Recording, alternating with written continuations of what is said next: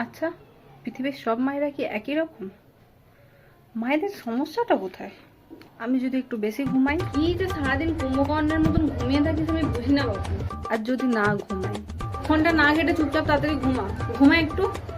আমি যদি ঘর থেকে না বেরোই, ঘর থেকে একদিন সারাদিন বেরিয়ে দেখ, তবে বুঝবি দুনিয়াটা কত বড়।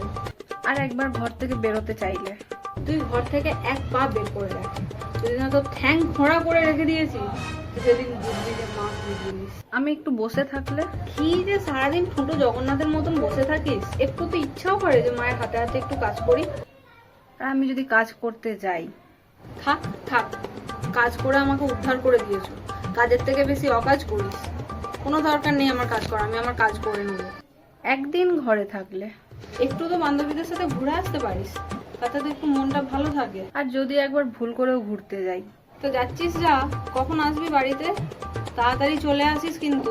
পড়তে গিয়ে যদি তাড়াতাড়ি একবার চলে আসি, কি রে, আজ এত তাড়াতাড়ি চলে এলি যে? কিছু হয়েছে? আর যেদিন লেট করে আসবো, আজ এত লেট করে এলি কেন?